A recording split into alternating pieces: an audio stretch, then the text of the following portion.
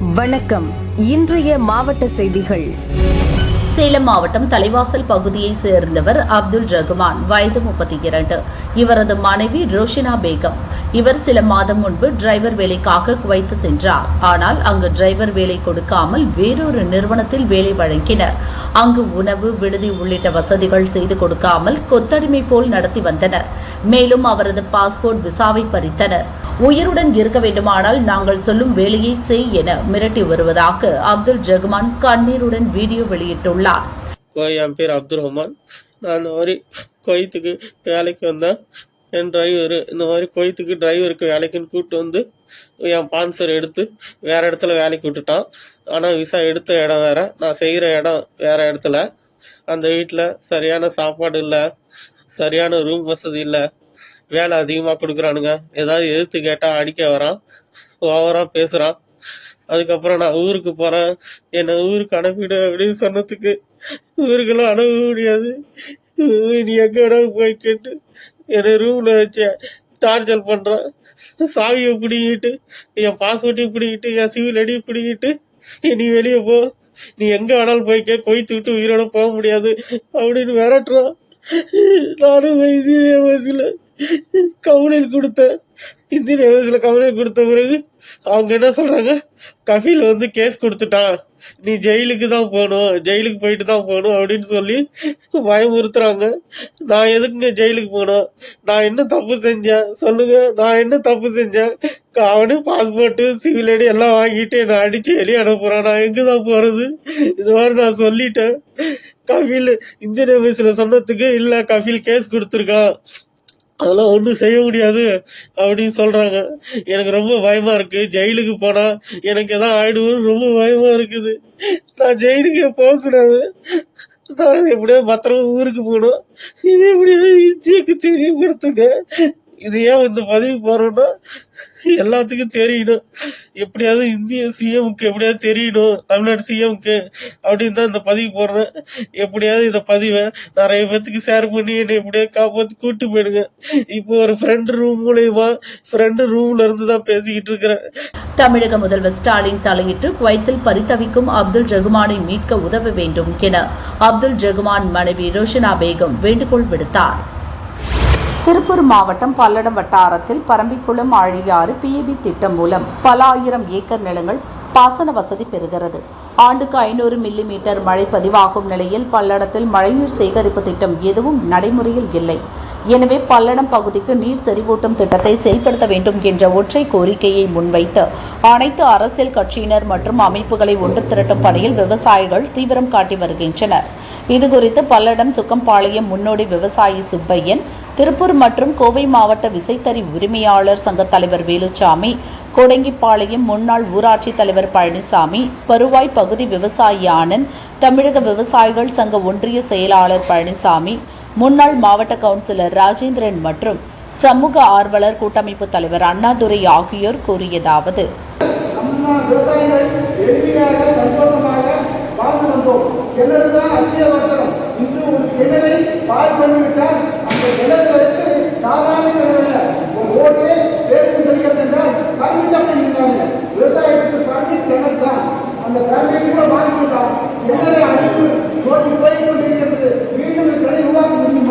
அந்த கிணத்துடைய தொகை இன்று பல கோடி ரூபாய்.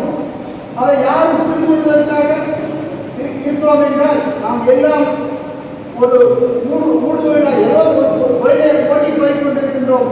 ஆனால் எல்லாருக்கும் வேறுபட்ட விவசாயம் என்பதை சொல்லுவோம். விவசாயம் நாட்டினுடைய ஒட்டுமொத்த சொத்து. அதைத்தான் கூட பேசுவதற்காக என்றால் விவசாயி அத்தனை பேருக்கும் உணவளிக்கின்றார். விவசாயிகளுடைய நிலைமையை பற்றி இதுவரையும் யாரும் கண்டுகொள்ளவில்லை. விவசாயத்துக்கு தண்ணீரை கொடு. தண்ணீர் என்பது சத்தியங்களுக்கு மட்டுமா?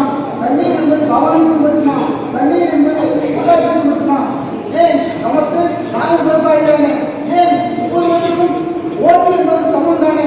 ஒவ்வொரு நிகழ்ச்சியிலும் எல்லாருக்கும் சமம் தானே? அப்படி இருக்கும்போது ஏன் வேறுபாடு? தண்ணீரை கொடுக்காமல் மின்சாரத்தை கொடுத்திருக்கின்றே, ஏன் அந்த மின்சாரத்தை எளிமையாக இடங்களுக்கு மட்டும் கொடுக்கப்பட்டிருக்கிறார்? ஆனால் இந்த தொழிலும் இன்று பாகுபாடு இல்லாமல் நல்ல முறைக்கு செயல்பட்டு சொல்லுகின்றேன், ஒரு போர் இன்னைக்கு 5 லட்சம் போர்ல அரை இன்ச்சுக்கும் தண்ணி வரவில்லை.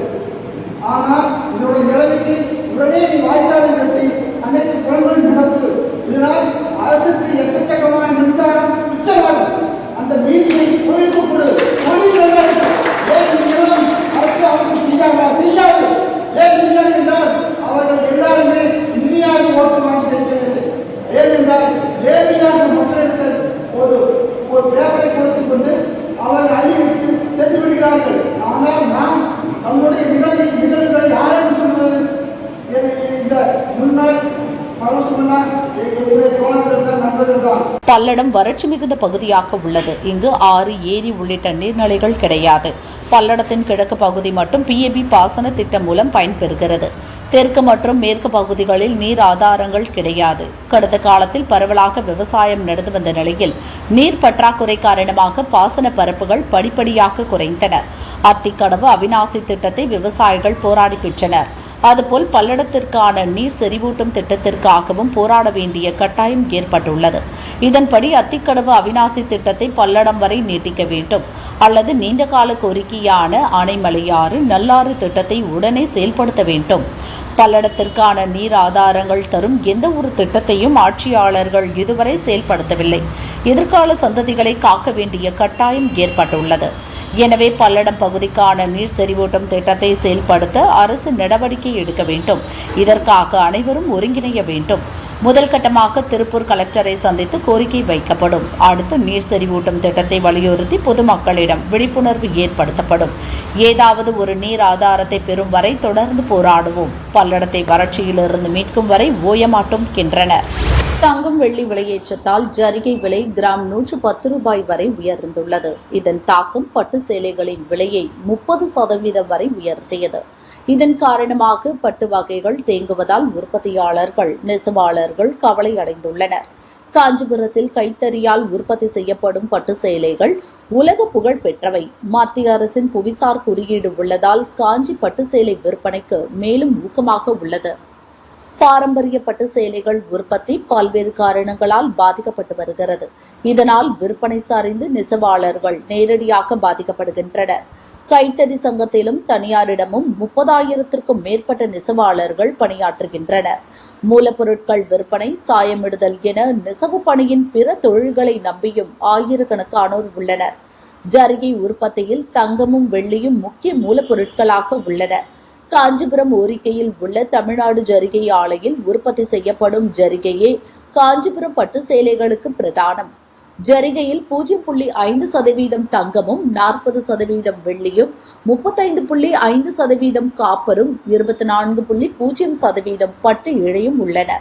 தங்கம், வெள்ளி போன்ற பொருட்களை இணைத்து உற்பத்தி செய்யப்பட்ட ஜரிகையை பயன்படுத்தி பட்டு சேலைகள் நெய்யப்படுவதால் 25 ஆண்டுகளுக்கு மேலாகவும் காஞ்சிபுரம் பட்டு சேலைகள் தரமாக உள்ளன. இதன் காரணமாக தமிழகம், ஆந்திரா, கர்நாடகா மட்டுமின்றி வட மாநிலங்களில் இருந்தும் ஏராளமானோர் காஞ்சிபுரம் வந்து பட்டு சேலை வாங்கி செல்கின்றனர்.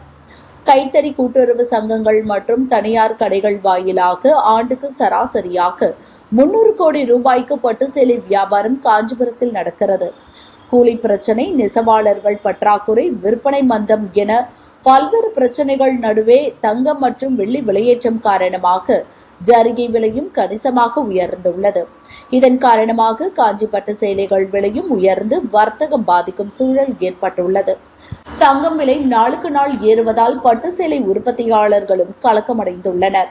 இன்றைய சூழலில் கிராம் தங்கத்தின் விலை 8,000 ரூபாய்க்கும் வெள்ளி 1 கிராம் 109 ரூபாய்க்கும் விற்கப்படுகிறது. சமீபத்தில் தங்கம் மற்றும் வெள்ளி விலை கிடுகிடுவென ஏறியதால் பட்டு சேலையின் மூலப்பொருளான ஜரிகை விலையும் உயர்ந்தது. தற்போதைய நிலவரப்படி ஜரிகை விலை 1 கிராமுக்கு 100 கடந்து 110 ரூபாய் வரையில் விற்கப்படுகிறது. இதனால் பட்டு சேலை விலையையும் உற்பத்தியாளர்கள் ஏற்றியுள்ளனர். தனியார் பட்டு சேலை உற்பத்தியாளர்களும் கைத்தறி கூட்டுறவு சங்கங்களும் ஜரிகை விலையேற்றம் காரணமாக பட்டு சேலை விலையையும் ரகத்திற்கு ஏற்ப 1000 ரூபாய் முதல் 5,000 ரூபாய் வரை உயர்த்த வேண்டிய கட்டாயத்திற்கு ஆளாகியுள்ளனர். விலையேற்றத்தால் விற்பனை பாதிக்கப்படுவதால் நெசவாளர்களுக்கு தொடர்ந்து வேலை கொடுக்க முடியாமல் போகும் சூழல் ஏற்படுவதாக பட்டு சேலை உற்பத்தியாளர்கள் கவலை தெரிவிக்கின்றனர். இதுகுறித்து கைத்தறி பட்டு சேலை உற்பத்தியாளர்கள் கூறியதாவது: கைத்தறி சங்கத்தில் சுத்தமான உயர் மதிப்பு கொண்ட ஜரிகையை மட்டுமே பயன்படுத்துகிறோம். பல தனியார் கடைகள் சுத்தமான ஜரிகையை பயன்படுத்தாமல் ஏமாற்றுகின்றன. தற்போது சுத்தமான ஜரிகை கிராம் 110 ரூபாய்க்கு விற்கப்படுகிறது. கைத்தறி கூட்டுறவு சங்கங்களில் முதல் தர ஜரிகையை வைத்து பட்டு சேலைகள் உற்பத்தி செய்யப்படுவதால் அவற்றின் விலை சற்று அதிகமாகவே இருக்கும். ஆனால் தரமானதாக இருக்கும். தங்கம் வெள்ளி விலையேற்றம் காரணமாக பட்டு சேலைகள் விலை உயர்ந்து கொண்டே வருகிறது. அதாவது 30% வரை விலை உயர்ந்துள்ளது. விலையை பார்த்து வாடிக்கையாளர்கள் வாங்க தயங்குகின்றனர். தங்கம் வெள்ளி விலையேற்றத்தால் கோடிக்கணக்கான மதிப்பிலான பட்டு சேலைகள் தேக்கம் ஏற்படுமோ என அச்சமாக உள்ளது என்றனர். கடலூர் மாவட்டம் காட்டுமன்னார் கோவில் அருகே நொறுக்குழி கிராமத்தில் அரசு ஆதிதிராவிட நல துவக்கப்பள்ளி உள்ளது. இப்பள்ளி 1937ஆம் ஆண்டு உருவாக்கப்பட்டது. 88 ஆண்டுகள் கடந்த பள்ளியில் முன்பு 250 மாணவர்களுக்கு மேல் கல்வி பயின்றனர். 5 ஆசிரியர்கள் பணியாற்றினர். சில ஆண்டுகளாக மாணவர்கள் எண்ணிக்கை குறைந்து 30 மாணவர்கள் ஒரு ஆசிரியர் என சுருங்கியது. கடந்த 3 மாதங்களுக்கு முன் ஒரே ஒரு ஆசிரியரும் ஓய்வு பெற்றார். தற்போது பள்ளி திறக்கப்பட்டுள்ள நிலையில் ஆசிரியர்கள் இல்லாமல் 30 மாணவர்கள் பள்ளிக்கு வந்தனர். கடந்த 2 நாட்களாக ஆசிரியர்கள் இல்லாமல் மாணவர்கள் மட்டும் பள்ளிக்கு வந்து செல்கின்றனர். இந்த பள்ளியில் பணியாற்றி ஓய்வு பெற்ற ஆசிரியர் லட்சுமிகாந்தன் மாற்று சான்றிதழ் பெறுவது தொடர்பாக மாணவர்கள் மற்றும் பெற்றோர்களை பள்ளிக்கு வரும்படி அழைத்தார். பள்ளிக்கு வந்த முன்னாள் ஆசிரியர் லட்சுமிகாந்தன் பள்ளியில் ஆசிரியர்கள் ஒருவர் கூட இல்லாததை கண்டு அதிர்ச்சி அடைந்தார். இதுகுறித்து ஆதிதிராவிட நலத்துறை மற்றும் மாவட்ட நிர்வாகத்திற்கு தகவல் தெரிவித்தார். அப்போது அவருக்கு ஆதிதிராவிட நலத்துறை சார்பில் உத்தரவு நகல் வாட்ஸ்ஆப்பில் அனுப்பப்பட்டது.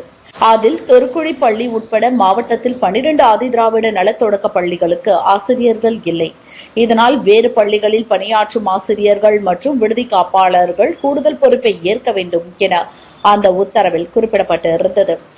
ஆனால் தொருக்குழி பள்ளிக்கு கூடுதல் பொறுப்பு வழங்கப்பட்ட ஆசிரியர் இதுவரை பள்ளியில் பொறுப்பு ஏற்கவில்லை. இதனால் மாணவர்களின் நிலை கேள்விக்குறியாக இருந்து வருகிறது.